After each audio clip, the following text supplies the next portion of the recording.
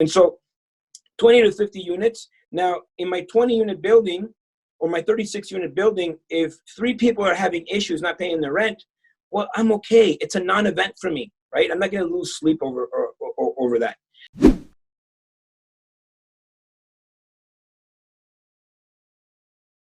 Are you a real estate investor looking to sharpen your skills or a newbie looking to become one? You're in the right place. Welcome to Where Should I Invest? Real Estate Investing in Canada with your host, Sarah Larbi. So today I'm going to be interviewing Alfonso Cuadra, who is a real estate investor. Can't wait for you guys to meet him. He invests in apartment buildings in the Ottawa region and so much more.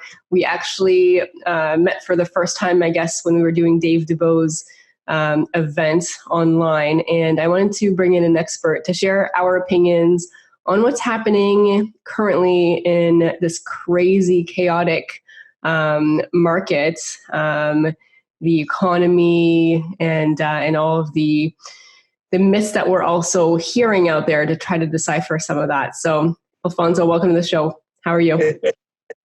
Thank you for having me, Sarah. So it's amazing. It's amazing the relationships that you can build, right, during these times. Yeah, I heard somewhere, and I believe it's 100% true, is that people that you will remember the most are the people that helped you during times like this. And then you'll also remember the ones that didn't help you. And that's going to, once this is all said and done, you'll know who your friends are. Yeah, well, I've been telling this people for the past month. It's like, it's not whether or not we're going to get through this. We will. The question is going to be, how are you going to look like at the other side? Absolutely. And this is also, unfortunately, where we're going to see a lot of speculators, unfortunately, lose a lot. So before we get into all of that, can you tell us a little bit about you, your bio, your background, and, when it comes to real estate?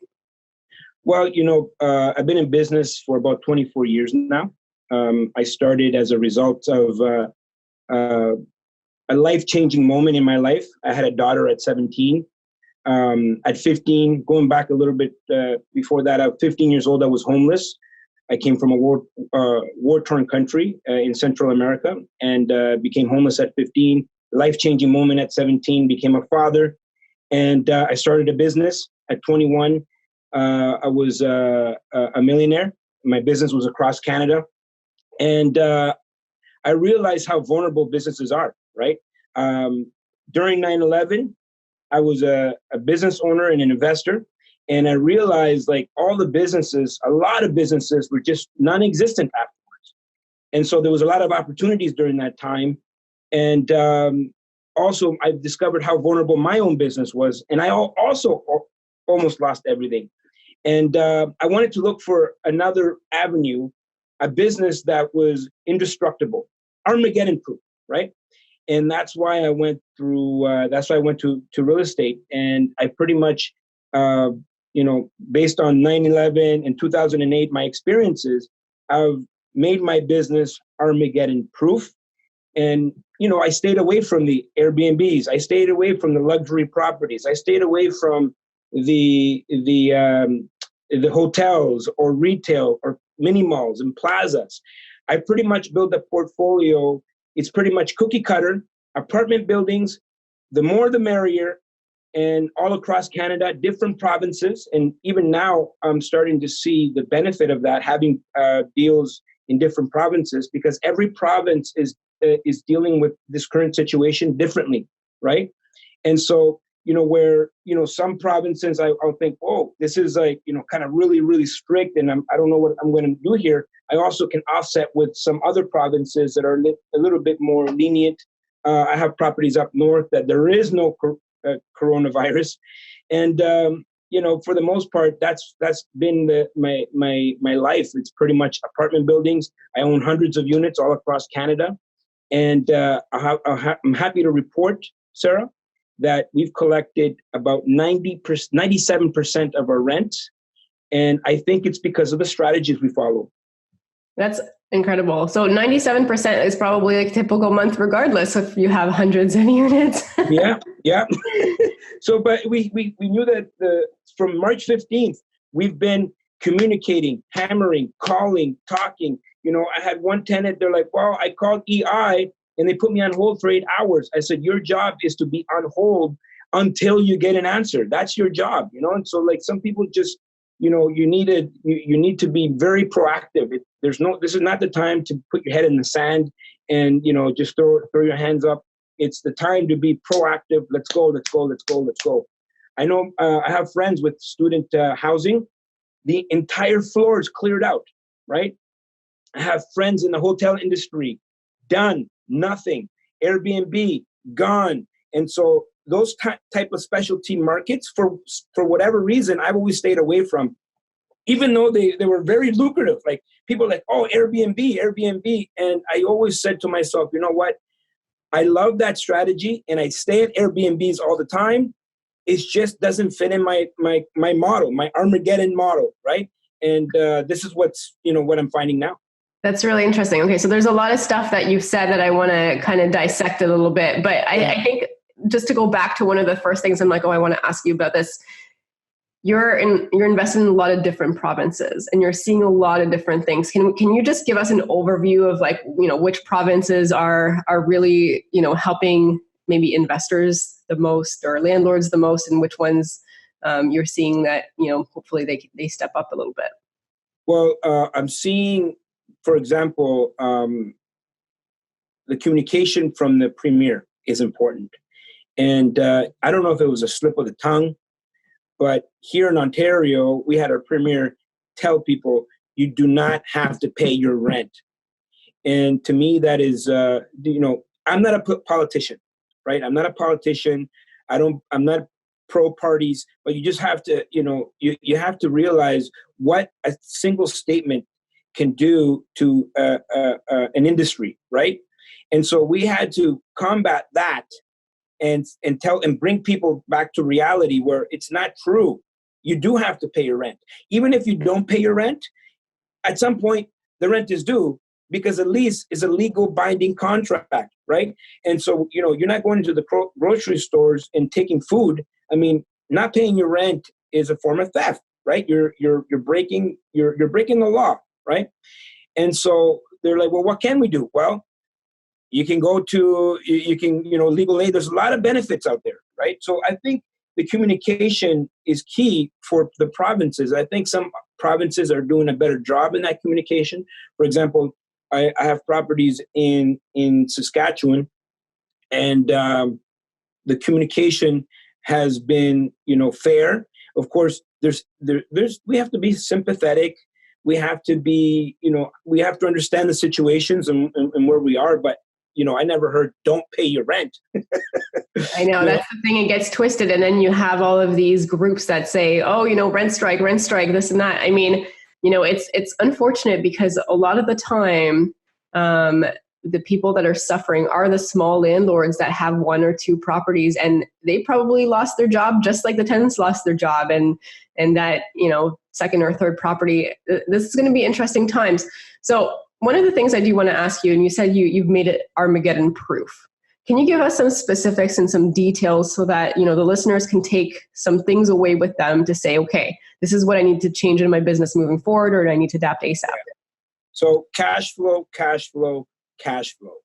And it's a word that we all love to say, and everybody says it, but sometimes we compromise on cash flow for appreciation, right? And for the most part, I've always been a cash flow investor, and it doesn't matter for me. Number one is the cash flow, like cash flow, cash flow, cash flow. And so Armageddon-proof means you need to have enough cash flow. What does this mean? Well, your property may not be in downtown Ottawa or downtown Toronto. You might have to, compromise the location for cash flow, right? And so I've always been a cash flow investor. And for the most part, what does that mean? Well, secondary markets. Now, we will see an opportunity coming up, and we can talk about that as well, Sarah, where now you may be able to pick up, properties in A markets that will cash flow. For the most part, I didn't even bother looking at those deals because they just never cash flowed for me in the way that in the way that that I needed to. The most important number in real estate, as you know, is the number of units, right? The number of units, the more units you have in a particular property, the more Armageddon-proof that you are, right? For example, if you have a triplex and two people are having problems paying their rent, now you're in a situation where all of your cash flow is gone, and now you have to dip in your pockets to pay for these rents. So I'm not like a huge person, but the average deal that I make, it's probably around 20 units and up, right? Between 20 to 50 units is kind of my comfort zone. Anything after that, you're competing with REITs. And so 20 to 50 units. Now, in my 20-unit building or my 36-unit building, if 3 people are having issues not paying their rent, well, I'm okay. It's a non-event for me, right? I'm not going to lose sleep over that. So cash flow, creative secondary markets was mostly my strategy. Yeah, 100%. I always told people, like, I wouldn't even look at Toronto. I wouldn't look at any of those markets, just unfortunately because they didn't cash flow. And there's a lot of people like, yeah, but the appreciation is great. Or they bought pre-construction hoping that they were going to be able to rent it or sell it like once it's done. I think a lot of those people are going to unfortunately have to sell very urgently, or as soon as you've got tenants that are paying $3,000 rent and then you've got a $2,000 check, well, that's not all going to rent regardless. A lot of people are going to start, I think, defaulting in those big cities. But what are your thoughts on that? And you've mentioned opportunity, right? Sorry, Sarah, I'm so sorry. I don't want to cut you off. But one last thing I remember, and I tend to forget things, so I need to get it, I need to get it right away. But another thing, and for whatever reason, I never liked the luxury market, right? Most people say, look, I show them my properties, they're like, well, those are not like the best properties to look at. It doesn't matter. They provide me cash flow. I don't go, I definitely don't go after, ODSP and social assistance. Not that there's anything wrong with that. Just for me, it's not part of my model. But I also don't go after the luxury markets. You know what I mean? Like, 2,000 plus rent. My average rent is around $1,000 to $1,200, and so that's kind of like the blue collar in the middle. And for the most part, in this industry, because I'm talking to a lot of my colleagues out here, those are the only people that are paying the rents. Why? Because EI gives you $2,000 a month, regardless of what your salary was, right? And so $2,000 a month, you have $1,000, pay your rent, and the rest you survive for the rest of the month. And so to me, in hindsight, it's not like I was planning for a pandemic. Nobody, I don't think anybody, except for Bill Gates, he apparently knew. Well, he knew, but he still didn't. He probably knew about it because he stepped down from Microsoft. He's like, I'm out of this. I'm out of here. But at the end of the day, how do you plan for you can have a special pandemic reserve? You know what I mean? No one did that. But you know what we did do, Sarah? We have a vacancy reserve that was very conservative, based on whatever the vacancy our vacancies were in the marketplace. I've been training for 14 years, and I've always told people, it doesn't matter, regardless of the Ontario vacancy rates are 1 or 2%, always use 5. Always have repairs and maintenance. Always have your property management budget. Always account for capital expenditures. Always account for these things. So when something happens, you can weather the storm. Because I went through that in 2008. And so, so I didn't want to cut you off, but I just wanted to add this. Some great tips for sure. So what are the opportunities that you see coming in? Obviously, none of us have a crystal ball and, we don't know anything for sure. These are our opinions, but what's yours? Sarah, were you investing in 2008? I started in 2013. Okay. So 2008 was a very funny time because before 2008, and I'm going to talk about the U.S., but things that happen in the U.S. kind of, Canada kind of lags afterwards, and we get affected as well. Of course, we have privatized banking, and the banking system is very different.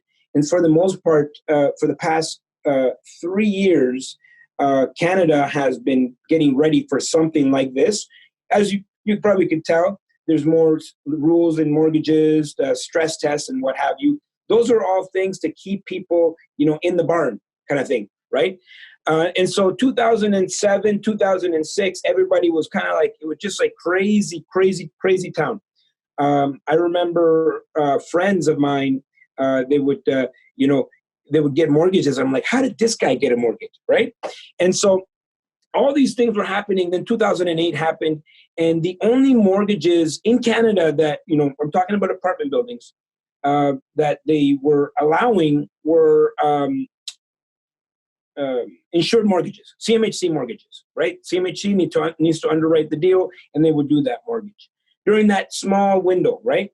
And so no one was buying multi-unit properties. And so this was an opportunity to go in and negotiate something that was outside of the norm, creative, right?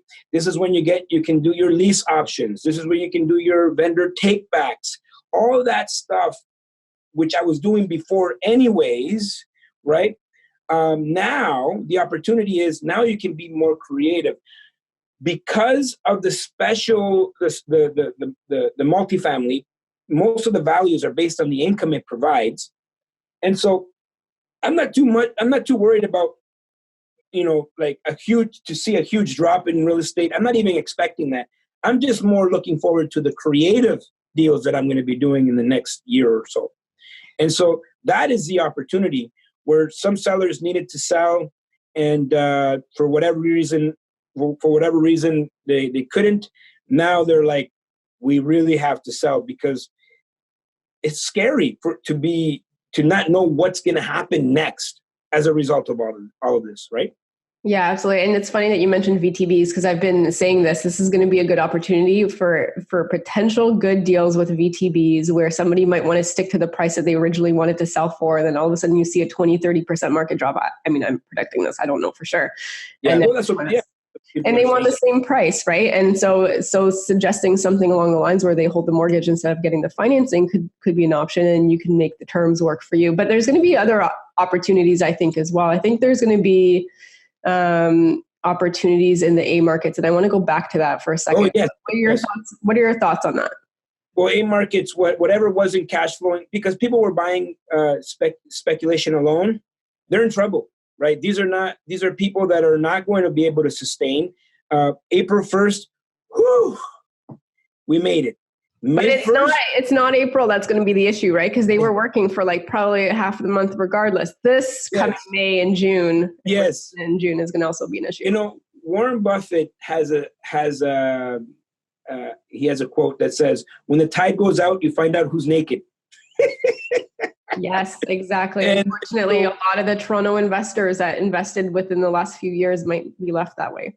Yeah, and not because, like I said, I definitely want to be sympathetic to anybody that's going through some hardship right now. I mean, coronavirus is not only deadly, but in terms of the virus itself, but there's a lot of people that are going to be committing suicide as a result of this. I mean, like people's finances are going to be just wiped out, and so like we're not as investors. It's not about taking advantage, but there are opportunities that you can capture regardless of the fact, right? Yeah, and I'm glad that you mentioned that because I think a lot of the listeners already know that ultimately that like that comes first, health comes first, family comes first. We're doing real estate because of those things, yes. but it's not all doom and gloom. Yeah. And there's still some opportunity. And like, our roles is to show that opportunity or at least, have those discussions around it because it is real life, whether we like it or not. Right. So, I mean, I'm glad that you mentioned it. Again, these are our opinions at the end of the day. And yeah, like no one has a crystal ball. Right. But the opportunities that I see, for the most part, when you see a 30 to maybe even 40% price reduction on properties, that is going to be mostly seen in the housing market, right? As you know, the housing market will take the biggest hit. In the bigger cities, the bigger apartment buildings, I would say that those people already calculated and they have reserves available. Some people don't. Condo markets are going to take a big hit as well. People that were speculating, buying a property, hoping to sell it or, whatever before it's built. Those like pre-built condos or things like that, those are going to take a hit. And so this is your opportunity as an investor now to switch gears. You could be in a position now to pick up some single family homes. 2008, I was in the U.S. Even though I stay away from the single family homes, this is another great time to maybe look at a single family home that you can flip, because that could be another opportunity where now things start to make sense in the A markets in Ottawa, Toronto, Vancouver. There could be something else happening, Sarah, because of our banking system. It could be, and let's play both sides here. It could be the whole entire world is scared, and they're still going to want to come to Canada and put their money here, even though there's no mortgages or what have you. So there's also that side of it as well. Yeah, that's a good point. And I do want to add, because a lot of people are asking me what's going to happen, what I think is going to happen. But, I think part of the things is we need to look and do our own research on the data, right? So like how many people are losing their jobs? Are they going to come back to those jobs, right? What's that unemployment rate? And then what are we doing with the borders? And what are we doing with the immigration? Is that continuing as planned, or is that going to be halted for a while? So I think to me, that's going to determine a lot of that supply and demand that's going to happen. In addition to the people that saying, oh, you know what, Canada has a little bit safer financial, guidelines, and I'd rather invest my money there versus somewhere where I'm going to like literally lose it if I leave it in the bank. Yeah, that could probably be the case too. And hopefully, I think we need that to keep our economy propped up. Yeah, there's a lot of money that's going to be thrown around. I think there's okay. So what are the governments trying to do right now? They're trying to stimulate the economy. Right now, they're trying to sustain the economy, and then they're going to move to stimulating the economy by throwing money at it, right? Throwing money at it. And I think about this, Sarah. We're indoors for 3 months, let's call it, and all of a sudden people get all this money that, tomorrow is the day to apply. I have 11 companies, right? So for sure, I'm applying for, I'm applying for all the whatever's available to me as an investor and as an entrepreneur. I do have a payroll. I employ a lot of people, and for the most part, right now, I haven't had to lay anybody off, right? And so I want to continue that. I want to continue to pay the bills and keep the light on and whatnot in terms of our businesses. And so at the very beginning, I think when we're allowed to go outside, and if you can imagine this, it's like, people, have you been to the grocery store? Okay, so this is going to sound horrible, but like I've been sending my chef to go for me and then my boyfriend. I haven't gone out for like 3 weeks. Okay, so I didn't go out either. Okay, and then this week I was at the grocery store. It's so weird. It's like you're in a movie. I've heard and I've seen pictures. Yeah. Look, people, I'm smiling at someone from across the way, and they're like turning away. Like, you can't get coronavirus from smiling at someone. You know what I mean? And so, but it goes back to like, I think a lot of people lost their jobs, they're depressed, and unfortunately, it's going to go back to the suicide rates. And so my boyfriend is actually a police officer.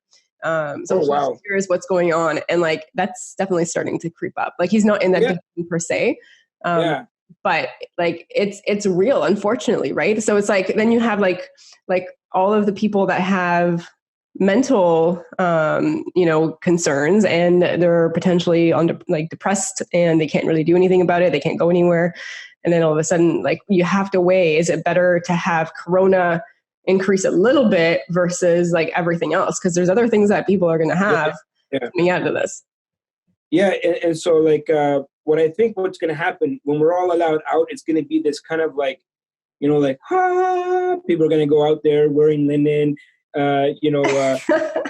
hugging each other and what have you. And then there's money available, and jobs are kind of like restarting. And so there's going to be like an overwhelming feeling of like, everything is good now. We're all in the safe zone now, and everything is good.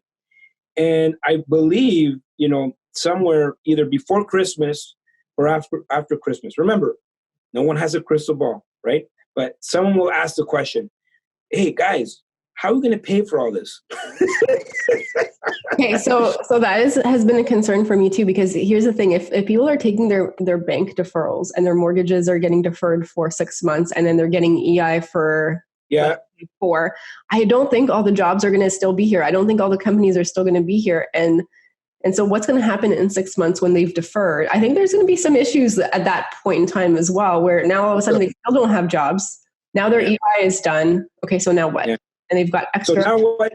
This is what I think. Okay, based on my experience. Again, I don't have a crystal ball. I don't have I can see the writing on the wall. Okay, we're headed for hyperinflation.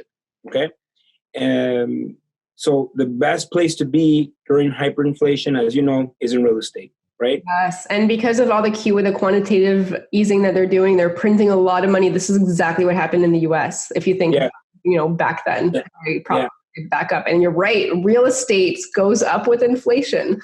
Yes. So it's the best place to be in.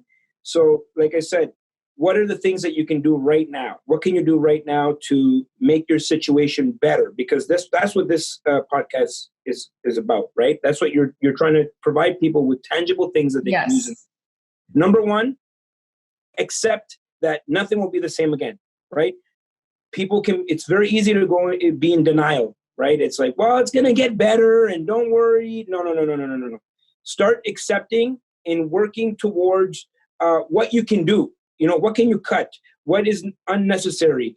Plan not to take a summer vacation. Whatever you have to do. This is not the time to be in denial. This is not the time to say it's going to get better.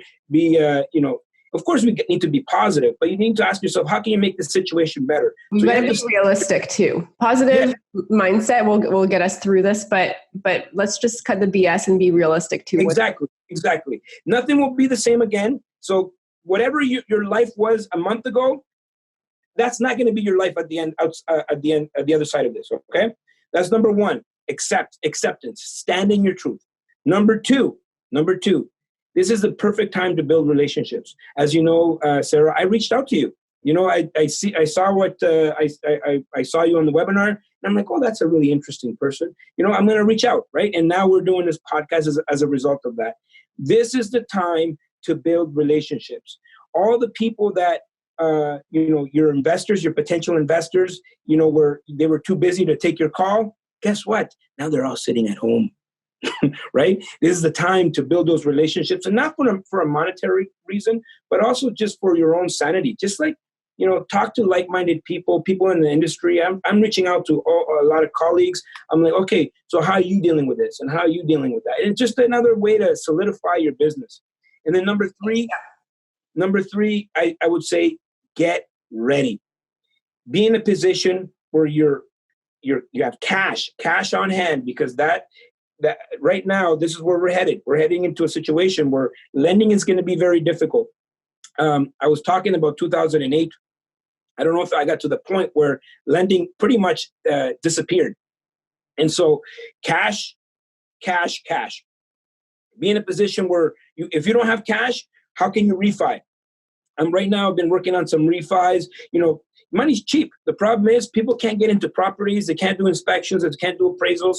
Well, are you able to use the impact? Okay, we'll use that. Boom, let's refi it, because the money's cheaper than it's ever been. The problem is no one can use it. It's like gas, right? Gas is, how much is gas? I think I saw it at 57 cents, but no one can go anywhere. I know, that's the thing, right? And that's the issue. Yeah. So, the other thing, get ready. So get ready. Absolutely get ready. And so what are your thoughts about mortgage deferrals? I would not use that as a cash flow strategy. Absolutely not. If you're an investor that believes that your tenants, if they have the capability of paying their rent and they don't, if you think that's wrong, it's also wrong for you to get a deferral when you don't need it. 100%. I personally, as an investor, I don't believe in doing it unless you absolutely have to do it in order to keep your property. Absolutely. But here are my concerns. My big concern with it is, like, you're going to you're going to want some opportunity in the next 6 months, as things will show up, and there are going to be some great opportunities, in my opinion. You're going to defer your mortgage payments. Do you think the bank is going to loan you on something new? Or No, do you for think sure. you're able to refinance? You know what? One of the things that I do want to add, I got this like amazing tip from my mortgage broker, Dalia Barsoum, is if you don't need to do it, but you are cash strapped, if you're in an advanceable mortgage, like Scotia or RBC or something. And you can, so oftentimes you've actually built up a line of credit that you don't need to requalify for. You just call your bank and they give it to you. If you take that to pay the mortgage with, essentially for every dollar in an advanceable mortgage anyways that you pay in principal, you have $1 of HELOC that opens up. Yeah. You can actually recycle it. I mean, it's going to cost you a little bit in interest, right, as the interest payments. Yeah. But it's a really good way to not have to fork up the whole amount. You're reusing that ability to take the HELOC out.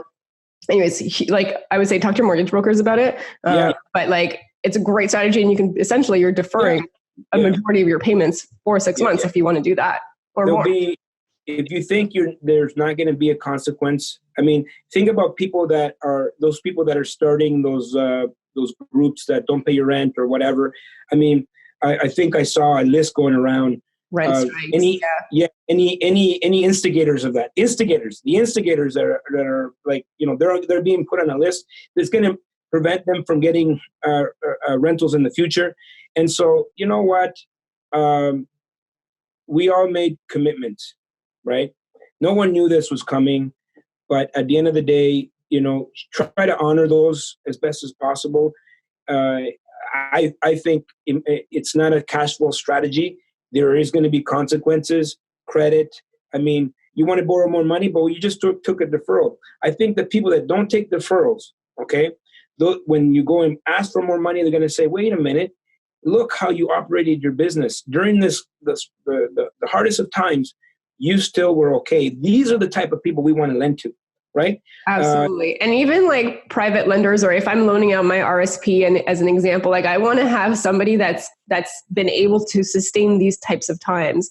And this is the time where like, I don't think it's going to be years. Like, I think we just have to hang on for 6 to 9 months, my opinion.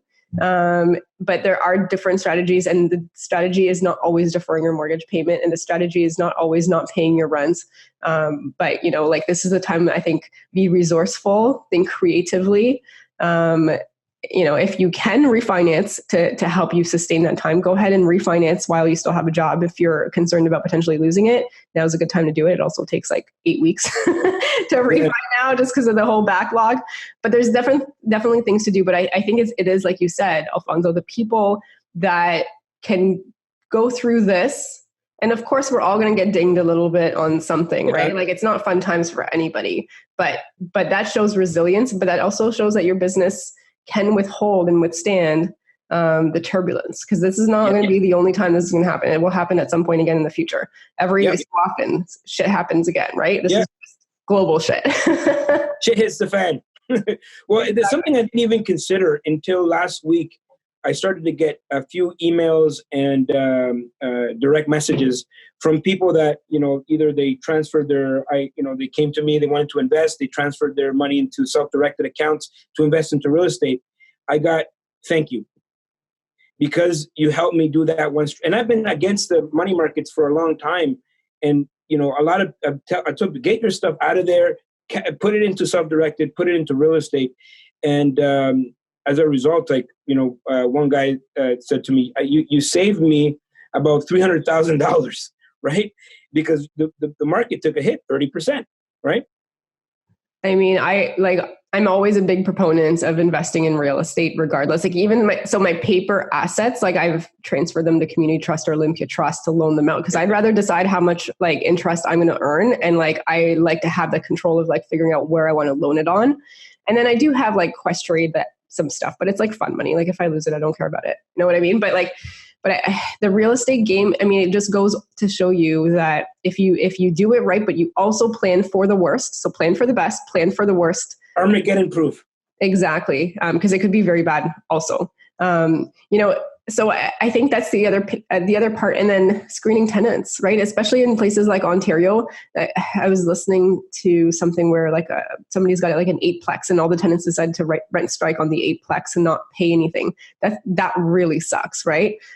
There's going to be some really horrible things that will happen, but if you plan ahead with some contingencies as much as possible, communication, screen your tenants, and you communicate. And you are a good landlord too. Like, unfortunately, this is the time where a lot of like tenants are like, you know what, I don't like my landlord. They screwed me over on this and this and this.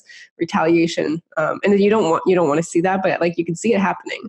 And it's so unfortunate. It's so unfortunate. Yeah. And to me, there's two sets of tenants, right? There's the tenants that like truly will not be able to pay. Happy to work with them. Different story. And then there's the tenants. Luckily, I don't have any of those because I screen my tenants like crazy before they come into my properties, and I do treat them well. But there's going to be unfortunately some tenants that will use this as a reason to just skip payments. Unfortunately, sometimes just like other people are going to use their mortgage deferral to skip payments too when they don't truly need it. Same thing. Yeah. Well, I'm talking to some lenders, and they're like, "Listen, we had one guy just did a refi, pulled out $400,000, and now he's asking for deferrals. Like, you just pulled. I mean, like, how dare you, kind of thing, right?" And those people, like, if you need it, like, you don't want to make the situation worse, right? And also, knock on wood, like everything has gone okay for you as well. But there is people that, people in the hotel industry, restaurant industry. I mean, there's people that are really, really in tough shape in terms of entrepreneurs. And, my message for those people is like, you know what, do whatever you got to do. Take advantage of any type of deferral, anything possible out there. And you just make sure you're standing, make sure you keep your mindset right. And know that all of this is going to pass, and keep fighting, keep at it. Don't be in denial. This is not the time. Fight.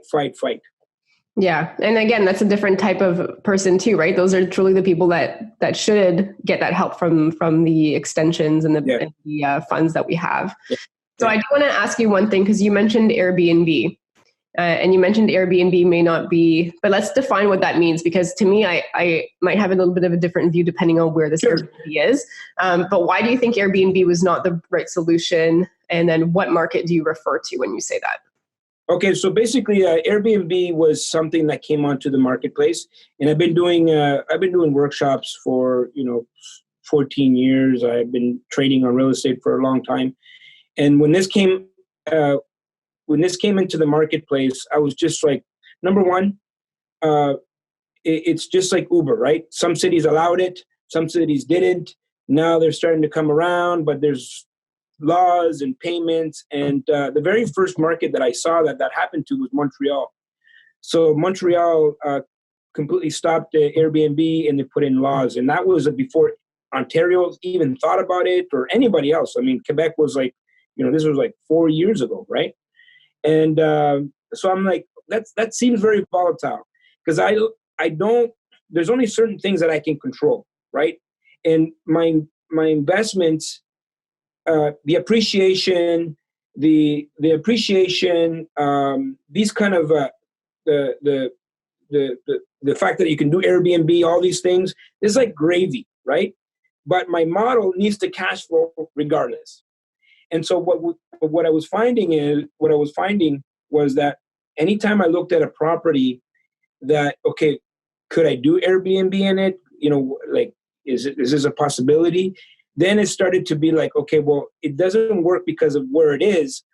And so I wasn't going to chase an Airbnb opportunity. If it's something that I could do, I would do. And I am looking at some opportunities of Airbnb, but that's the gravy, right? Because if it goes away, I should be able to go back to traditional, because that's been always my model, right? It's just like traditional rents, $1,000 to $1,200 a month. And so where a lot of people were making a lot of money, and I have to tell you, I was jealous a little bit. I was like, what, I want to do that. Then I talked to the insurance company. No, we don't want that. Don't you dare touch that, or whatever. And then the banks don't like financing them either.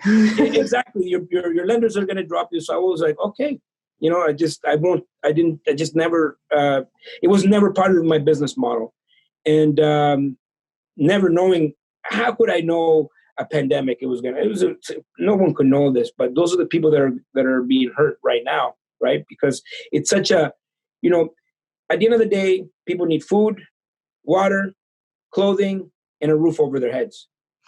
100%. So here's my thoughts on it. And I agree that some Airbnbs are going to not do so well, the ones that rely on people traveling and coming into the markets. Personally, I think the cottage Airbnbs are going to do well as people are not traveling so much out of country anymore. And they may say, Sure. I'm sick of being in this apartment or the condo. I need to get out and have some space. So I think that's going to do well.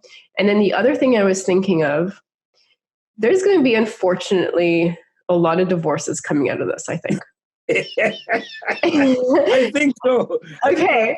So, I mean, hopefully we're not ones of that, hopefully our relationships and all of you guys are good, but I think it's going to be a real thing, right? Like being confined 24 hours a day with somebody else, like you can only take so much. So at some point, these people will say, you know what, I'm out of here. And before I need to like really look for, once we're allowed out, or even before I really look for something to be there more permanently, I just need to get out. And so I'm thinking like there could be a strategy with Airbnb where it's like even vacant, like nothing inside, bring your stuff, like what you want. And then it's like temporary. And at least you get paid up front. You don't have to worry about the tenants not being able to pay. No, I agree. But I think there's going to be some different opportunities. And I will say Airbnb, I was looking at the website yesterday. They're offering quarantine places. No, they're offering grants. This just came out of $5,000 to super hosts that qualify. So you'd have to have like 2 or less properties if you can show that your income has been dramatically decreased because of that. And I thought that was really good. And there's like no strings attached. They're grants. You just have to prove that like, your income has been affected. Like obviously if you have 20, you don't really qualify. But I thought that was really cool because they're actually showing to me that they're caring about their customers. And as landlords, we don't get a lot of that from the government in general. So when I look at what Airbnb is doing for us, I'm like, maybe I should just turn a few more of my properties into Airbnb. Hey, you have a lot of Airbnbs there. You do a lot of Airbnb? I have a cottage at Airbnb, triplex, and I'm doing a burr on the Burlington one. I was thinking of Airbnb-ing that, depending on what happens with the market. Don't know what we're going to do with it yet, but I was going to move into it. I think we're not moving. We're going to stay in Oakville for now. But well, that's another thing. If you want to pick up a cottage, this is the best time. Yeah. You know what? I think like in like another month, a month or two, I think it's going to be the best time because if that's exactly the same thing, right? People have 2 houses and they're like, crap, I'm unfortunately, I don't have a whole lot of work anymore and I'm going to have to liquidate something because I need the cash. They're not going to sell their primary. They're going to sell the luxury, right? The cottages and that kind of stuff, the boats. You want a cheap boat. And no one's going to be lending on cottages. So I want to say there's a great opportunity for seller financing. You can probably go into cottages like 100% seller financing, 100% seller financing. Because then that becomes an income that becomes a, like a tax deferral strategy for the seller. And also it becomes a bit of an income for them to offset what they've lost. That's a great point. So I, again, Airbnb, I think is going to do well in certain markets and certain types of properties versus others. I just don't think you can rely on like the people coming in for tourists and stuff like that this year. My thoughts are. I definitely agree. For me, it was just never a strategy. It just never, I know there was a strategy. It existed. It was there. Mm-hmm. But it's just like, I don't know, for whatever reason, my mind didn't accept it, right? It was just like traditional. I know what I know, right? And I did. I wanted to try it a few times, but it was just like, okay, well, maybe later or what have you. It just never came about. Yeah, no, exactly. But just like many other strategies, right? Like if you're investing hoping on appreciation, that's probably not the right strategy in this market. And there's some Airbnb properties that are not going to be, unfortunately, in good shape when this is done. So it is quite interesting. So any tips or final, words of advice for the listeners in this crazy, chaotic time? I would say no matter what your situation is, we're all going to get out of this. This is not going to go on forever, right? And so, the question is going to be, how are you going to look like at the other side? For example, Sarah, I'm happy to report in the past 2 weeks, I've lost 9 pounds. Nice. Okay, good. What are you doing? Working out? No, just eating better. You can't go to the gyms anymore. The gyms are closed, but I'm just eating better. I'm doing more because that's what I can control, right? I don't think people should focus on the things that they can't control. Accept those things and just, go after the things that you can control. You can control what's going into your mind. You can control what you do with your body. You can control your finances. Don't put your head in the sand and know that all of this will pass. You are not only going to be stronger, better, more creative. You're gonna thrive after all of this. Absolutely. Great words of advice. It's about mindset, right? And they say that with real estate too. 95% is mindset. Yep. Awesome. Alfonso, thank you so much for being on the show. And it was a pleasure talking to you. I'm going to have you on. There's so many things we could have talked about and taken in so many different directions. I know. And think about it. We just met, right? I mean, it was just like, that's how you build relationships. Yeah, absolutely. Guys, get out of your comfort zone and reach out to somebody on Instagram or Facebook. And, maybe you'll develop some great friendships throughout all of this chaos. And, ultimately just stay healthy, stay inside. This will pass. It will be, part of history at one point, but it's not going to be our world like this moving forward. So thank you, Alfonso. Guys, if you like these types of podcasts, please feel free to rate, review the podcast, and send me an email, sarah@larbi.com. Let me know your thoughts. Thanks, Alfonso, and see you guys next week. Thank you for watching. Don't forget to comment down below. Hey, let us know. What do you want to watch in the next video? What do you want to see? What do you want to see? Make sure to subscribe, hit the bell to be notified the next time we're doing a video. Like or dislike, we don't care.